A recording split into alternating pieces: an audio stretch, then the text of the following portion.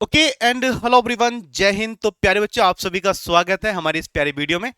इस वीडियो में बात करने वाले हैं कि सीडीएस का जो मैथमेटिक्स होता है उसकी स्ट्रैटेजी क्या होनी चाहिए, मैथमेटिक्स की तैयारी कैसे करें सीडीएस के लिए, है ना।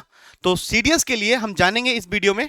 तो रणनीति क्या होगी, तो सबसे पहली बात कि जो सीडीएस का मैथ्स का पेपर होता है उस पूरे का एक ओवरव्यू क्या होने वाला है वो समझ लेते हैं। बहुत सारे बच्चों को पता होगा, जिनको नहीं पता समझ लेंगे कि भाई टोटल मार्क्स जो होते हैं वो होते हैं 100 मार्क्स। टोटल क्वेश्चंस कितने होंगे, वो भी 100 क्वेश्चंस होंगे। जो टाइम मिलता है हमको वो मिलता है 2 आवर्स का मैथमेटिक्स का पेपर सॉल्व करने के लिए। और नेगेटिव मार्किंग होती है 0.33 पर रॉन्ग आंसर। यानी कि 3 क्वेश्चन अगर आपने गलत कर दिए तो आपका एक सही वाला क्वेश्चन भी गलत हो जाएगा ऑटोमेटिक। तो भाई ये होता है पूरा का पूरा ओवरव्यू, पेपर कैसा कितना टाइम लगता है।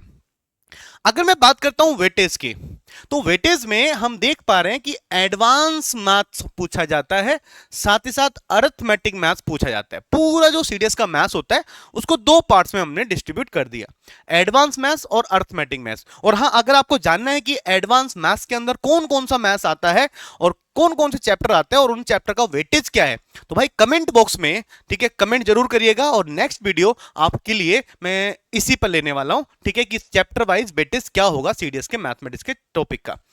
अरिथमेटिक मैथ्स का अगर वेटेज की बात करते हैं तो 30% से 40% पूछा जाता है। एडवांस मैथ्स 60% से 70% पूछा जाता है, जो कि बहुत इंपॉर्टेंट है भाई। कट ऑफ से बहुत ज्यादा है वो चीजें। कट ऑफ के बारे में नेक्स्ट वीडियो में बात करेंगे, ठीक है। तो अभी हम यहां पर बात करते हैं, वेटेज आपको समझ में आया। थोड़ा सा और आगे बात करते हैं, तो चैप्टर टू फोकस, भाई किन चैप्टर पे फोकस करना चाहिए हमको अगर हम बात करें, तो जैसे कि नंबर सिस्टम। नंबर सिस्टम की बात करते हैं तो नंबर सिस्टम से अप्रोक्सीमेट प्यारे बच्चे 20 के आसपास क्वेश्चन पूछे जाते हैं, ठीक है। वहीं पर अगर बात करता हूं ट्रिग्नोमेट्री, जो कि बहुत इंपॉर्टेंट टॉपिक है, साथ ही साथ जियोमेट्री की बात कर सकते हैं, अलजेब्रा की बात कर सकते हैं, टॉपिक और भी होते हैं। पर अगर ये 4 टॉपिक आपने अच्छे तरीके से लर्न कर लिए और इन पर आए हुए क्वेश्चन सॉल्व कर लिए, तो अप्रोक्सीमेट 60% क्वेश्चन तो आपने एज इट इज कर लिए। यानी कि 50 से 60 क्वेश्चन तो इन्हीं से पूछे जा रहे हैं। यस, एक एवरेज लगाया जाए तो ये बहुत इंपॉर्टेंट टॉपिक है, इनको किसी भी स्थिति में आप छोड़ के नहीं जा सकते हो, ठीक है। ऐसा नहीं होना चाहिए कि प्रॉफिट एंड लॉस पढ़ तो रहे हैं, प्रॉफिट एंड लॉस में पूरे 20 दिन लगा दिए, क्वेश्चन बना 1 या 2 क्वेश्चन, ठीक है, तो उससे फायदा कुछ नहीं होने वाला है, ठीक है। होगा तो, पर बहुत नामात्र फायदा होगा। चलो आगे बढ़ जाते हैं। प्रैक्टिस स्ट्रेटेजी क्या होने वाली है, तो प्रैक्टिस स्ट्रेटेजी में भैया 10 साल के पीवाईक्यू हल करने हैं। ये तो टारगेट बना लो कि बिना 10 इयर्स के पीवाईक्यू को सॉल्व किए आप एग्जाम में बैठ रहे हो, तो ये समझ लो आप बिना शस्त्र के, बिना अस्त्र के आप युद्ध में चले गए हो। फॉर्मूला बुक, भाई फॉर्मूला अपने हाथ से लिखने। कोई भी चैप्टर पूरा कंप्लीट हो गया, ठीक है, एक कॉपी पे आ जाओ, ठीक है, अपने दिमाग से इस चैप्टर में कौन कौन से फॉर्मूले थे वो फॉर्मूले अपने आप लिखने। याद नहीं आ रहा देख के लिखो, ठीक है, और क्वेश्चन में जब वो अप्लाई होंगे तो अपने आप याद होते चले जाएंगे। तो ये 2 पॉइंट तो बहुत इंपॉर्टेंट हो गए। तीसरा पॉइंट भी बहुत इंपॉर्टेंट है, मॉक टेस्ट। मॉक टेस्ट क्यों जरूरी है, क्योंकि हमारे पास टाइम बाउंडेशन को समझना है, ठीक है। देखो नंबर ऑफ क्वेश्चन बहुत सारे होते हैं, ठीक है, पर 2 आवर्स में हमें कितने क्वेश्चन करने हैं वो सब कैसे आइडिया लगेगा, तो भाई वो मॉक टेस्ट से आइडिया लगने वाला है। पैटर्न क्या होता है वो कैसे पता लगेगा, वो भी मॉक टेस्ट से पता लगेगा। और मॉक टेस्ट देने के साथ साथ एक जो बहुत इंपॉर्टेंट चीज है वो है हर टेस्ट का विश्लेषण करना।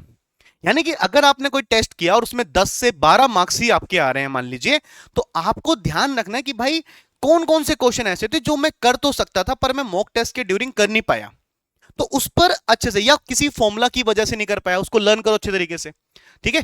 तो विश्लेषण करना बहुत इंपॉर्टेंट है। अगर विश्लेषण नहीं कर सकते तो मॉक टेस्ट भी मत देना, ठीक है, ऐसा मैं कह सकता हूं। तो ये बहुत अच्छी चीज है, ठीक है, इन चीजों को आपको फॉलो करना है। आगे बात करते हैं रिसोर्सेज क्या होने वाले हैं। देखो मार्केट में बहुत सारी बुक अवेलेबल होती है वैसे तो, ठीक है। मैं एक रिसोर्स बताने वाला हूं कि कैडेट डिफेंस एकेडमी का जो यूट्यूब चैनल है, यहां पर हमारा आने वाले 17 नवंबर से सीडीएस का एक स्पेशल बैच शुरू होने वाला है, जो मैथमेटिक्स को बिल्कुल फाउंडेशन लेवल से स्टार्ट करने वाले हैं। सेम जीएस के लिए भी ऐसा होने वाला है, हिमांशु सर, ठीक है, तो भाई मतलब चैनल को सब्सक्राइब करना बिल्कुल मत भूलिएगा, और 17 तारीख को मैथमेटिक्स की क्लास देखना मत भूलिएगा। दोपहर के 12 बजे क्लास होने वाली है, बेहतरीन क्लास होगी। ठीक है, और पूरा फाउंडेशन सीडीएस का जो होता है उस पूरे को निचोड़ देंगे। उसके साथ साथ और क्या रिसोर्स होने चाहिए, तो सीडीएस का जो पीवाईक्यू बुकलेट है वो आपके पास होना चाहिए। नहीं है तो फोन में होना चाहिए, पर आपके पास होना ही चाहिए, आपको सॉल्व करना ही पड़ेगा। इससे पहले ही मैंने बता दिया है कि 10 इयर्स के पीवाईक्यू चाहिए ही चाहिए, सॉल्व करने ही पड़ेंगे, तभी तो पैटर्न समझ में आएगा, पैटर्न क्या है। यस, तो ये सब चीजें। और एक चीज मैं बताना चाहूंगा, अगर पॉसिबल है कोई बुक परचेज करनी है तो मैं अपनी तरफ से पर्सनली रिकमेंड कर सकता हूं कि आरएस अग्रवाल ले लो यार। ठीक है, एस चांद वाली। ठीक है, सीडीएस के लिए स्पेशल आती है, तो वो भी बहुत अच्छी बुक है, बहुत अच्छे क्वेश्चन है, साथ में उसमें कुछ पीवाईक्यूज भी दे रखे हैं, पर थोड़े पुराने पीवाईक्यूज हैं, तो पीवाईक्यू डाउनलोड भी कर सकते हो ऑफिशियल वेबसाइट से। थोड़ी सी और बात करते हैं, तो फाइनल टिप्स मैं आपको देना चाहूंगा। फाइनल टिप्स में मैं ये कह रहा हूं कि जो प्रैक्टिस होती है that is greater than theory. समझ रहे हो भाई, अगर आप थ्योरी थ्योरी पढ़ते चले जा रहे हो और प्रैक्टिस नहीं कर रहे हो तो फायदा कुछ नहीं है। तो practice most important to comparison theory. Practice ज्यादा करनी पड़ेगी, ठीक है, थ्योरी से ज्यादा प्रैक्टिस करनी पड़ेगी, तब ज्यादा फायदा होने वाला है। अवॉइड गेस वर्क, ये भी हमें आजमाना पड़ेगा, मॉक टेस्ट में समझ में आएगा। ये नहीं कि बस तुक्का लगा दिया कि हाँ ऐसा हो रहा होगा तो चलो हो कर लेते हैं आंसर, नहीं भाई, नेगेटिव चले जाओगे। ठीक है, तो गेस वर्क नहीं करना है। ठीक है, और सोच समझ के कॉन्सेप्चुअल चीजों को समझ के तभी सॉल्व आंसर लगाना है। Revise formula daily. भाई फॉर्मूला जब तक याद रहेंगे तभी तो क्वेश्चन कर पाओगे, और याद तभी रहेंगे जब आप लगातार प्रैक्टिस करोगे। ठीक है, तो प्रैक्टिस करोगे तो वो रिवाइज होता रहेगा ऑलरेडी। तो रिवाइज करने हैं फॉर्मुलाज को ऑलरेडी, क्योंकि फॉर्मुलाज बहुत सारे होते हैं। क्लास 9th में 10th में आपने देखा कितने सारे फॉर्मुलाज हैं, ज्योमेट्री में कितने सारे फॉर्मुलाज हैं, वो सारे के सारे फॉर्मुलाज बार बार आपको रिवाइज करने पड़ेंगे। प्रैक्टिस के माध्यम से रिवाइज होता रहेगा, मॉक टेस्ट के माध्यम से रिवाइज होता रहेगा। Attempt mock test in exam like conditions.